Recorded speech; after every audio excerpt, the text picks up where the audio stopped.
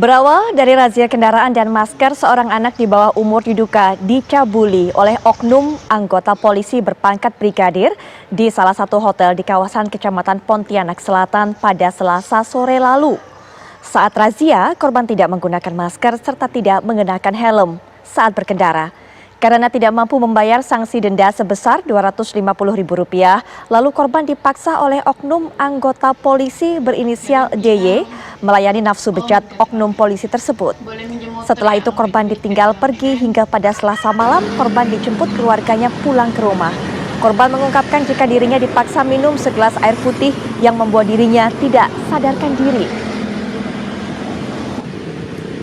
Bilangnya ada ngomong lagi, enggak.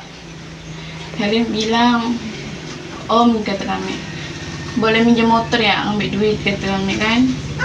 Tidak bisa katanya, tolong mak Om, mau ditilangnya katanya. Enggak, ayolah ikut abang, suruh kawannya lo tuh pergi katanya. Pergi kemana ke katanya kan. Langsung kakak tuh pergi, langsung dia tuh siap-siap buat pergi. Dia tuh langsung keluarkan motornya, kami langsung naik. Tidak tahu mau pergi kemana, rupanya pergi ke Kade. Sampai di Kade, kami suruh naik dulu. Dia nunggu di bawah. Dan itu dia langsung naik ke atas, dia buka pintu kamar. Masuk, dia langsung matikan lampu, dia beri minuman.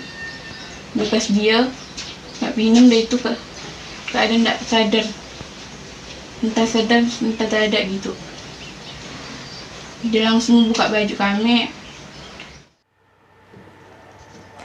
Sementara Kapolresta Pontianak Kota, Kombes Pol Komarudin saat dikonfirmasi mengatakan oknum polisi tersebut sudah diamankan setelah adanya laporan polisi terkait dugaan pencabulan. Kapolresta memastikan dan menjamin kasus ini akan diusut tuntas sebab saat ini masih dalam proses dan menunggu hasil visum dari dokter.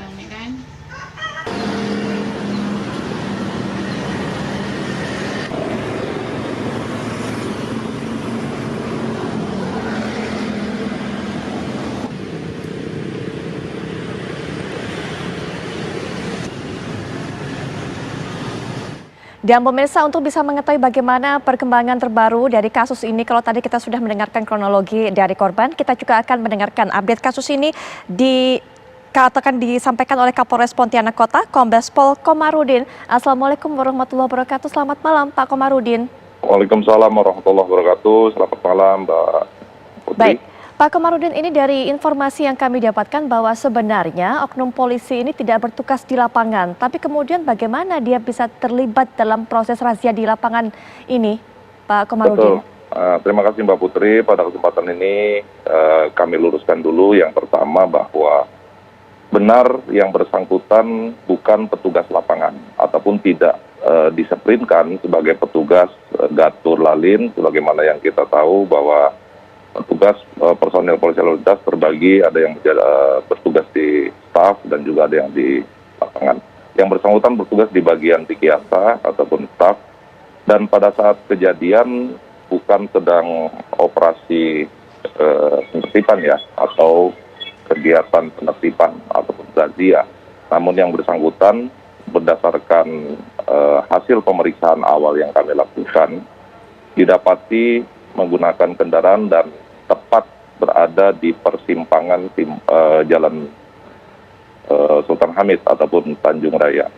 Nah, di sanalah ditemukan bahwa yang bersangkutan menggunakan kendaraan yang depan atau yang membonceng rekannya menggunakan helm dan tidak menggunakan helm, sehingga diamankan dibawa ke pos. Oleh karenanya kepada yang bersangkutan saat ini sedang menjalani proses pemeriksaan. Seluruh proses hukum sedang berjalan, baik kode etik kepolisian termasuk juga pidana umum berdasarkan laporan yang diberikan. Baik Pak Komarudin, apakah sebelumnya pelaku sudah pernah melakukan hal seperti ini? Dari catatan yang ada, pelanggaran yang dilakukan oleh pelaku sebatas pelanggaran-pelanggaran disiplin ya, seperti mungkin tidak apel dan lain sebagainya.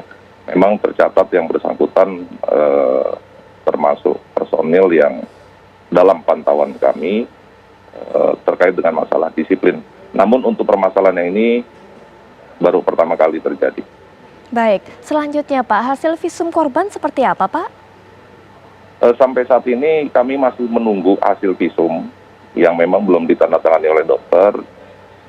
Pada saat terjadi ataupun dilaporkan oleh orang tua kepada kepolisian, kita langsung melakukan langkah-langkah cepat, melakukan pengamanan terhadap personil kami, Brigadir DY, yang selanjutnya pada malam itu juga langsung kita bawa ke rumah sakit untuk kita mintakan visum.